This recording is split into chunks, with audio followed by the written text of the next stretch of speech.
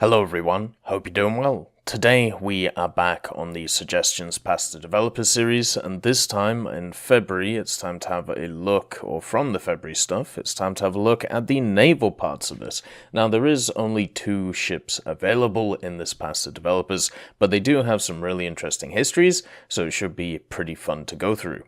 The first one is from the Radio Demon, and he is asking for SMS Bayern and also Baden of the same class. Both of them are definitely interesting ships, known as the first and also last super dreadnoughts of Germany. Basically, the SMS Bayern was laid down in December 22nd, 1913, as the lead ship of her class, consisting of 4 ships, the Bayern, the Baden, who were actually completed, and then you also had the Sachsen and the Württemberg were ordered but were actually never completed by the end of the First World War. Bayern was launched on the 18th of February 1915 and finally was commissioned into service on the 15th of July 1916, making it the first and only class of super dreadnought ever to serve in the High Seas Fleet. The general armament on this machine is actually quite impressive, with 8 380mm guns, which were found in 4 turrets, so dual-mounted turrets, 2 on the front and 2 on the back.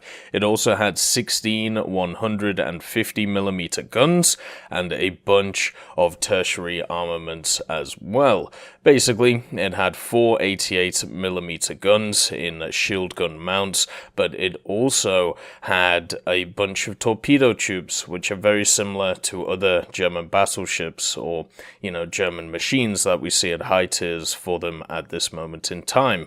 What's kind of interesting about the Bayern and the Baden, though, is that the torpedo tubes were actually removed because they were found to have a structural weakness, basically when the ships in 1917 actually hit mines. This meant that they actually had to fix the machines and remove them, as that was seen as one of those fixes. And since this thing was made, just before and during the First World War, it did actually have a decent part to play in it. It also had a ridiculous amount of armor, being a super dreadnought. It was protected with Krupp cemented steel armor, as was the standard for German warships of that period, and it had an armor belt which was 350mm thick in the central citadel of the ship, and as it went out, it went to 170. The conning tower was 400mm thick, with the deck being 100mm thick, and the turrets themselves being 350 on the front, and on the sides around about 200. These machines were also powered by 14 water tube boilers, which collectively created 35,000 metric horsepower, and it had 3 steam turbines and 3 screw propellers as well, meaning that they could go at 22 knots or 41 kilometers an hour. Now, the service life of these machines is kind of interesting. Both vessels would end up missing the Battle of Jutland, with the Bayern being assigned to the 1st Scouting Group in another attempt to lure out the British battlecruisers, along with the dreadnoughts Markgraf and also SMS Großer Kurfürst, due to the fact that the only 2 Operation German battlecruisers were in a fighting condition, the Moltke and also the Von der Tann, which we already have in game. They would be followed by 15 other dreadnoughts as they began the operation on the 18th of August 1916, and the British were aware of the German plans and instead planned to sortie the Grand Fleet, which caused Admiral Scheer to call a retreat to port after discovering it. So another attempt took place on the 18th of October, and this also resulted in finding no British warships, so they were basically going out trying to find stuff, and, well, didn't. The first major operation the Bayern would be a part of, though, and which it would see action, was during the Joint Army-Naval Operation Albion, in an attempt to deal with the remaining Russian vessels present in the Gulf of Riga. It would be joined by 4 König-class dreadnoughts in Division 5 and 6 Division, which were consisted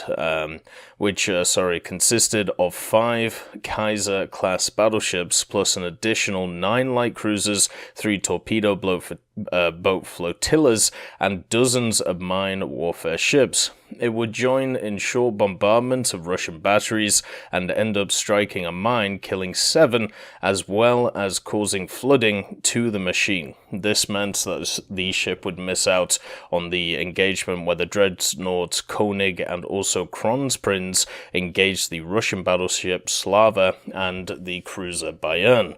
Following Bayern's repairs, she would never see another major naval surface combat attack after being reassigned to security duties in the North Sea.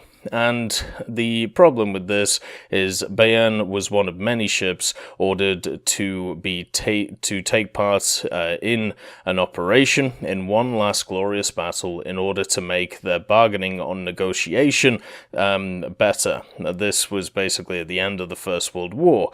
However, the operation actually never happened since the majority of the sailors mutinied against the suicidal action of their commanders. So following the surrender of Germany and the end of the First World War, it was one of many ships that would be interned at Scapa Flow under Rear Admiral Reuter, who believed that the British would seize the ships on the deadline of the treaty, which unfortunately, didn't exactly happen.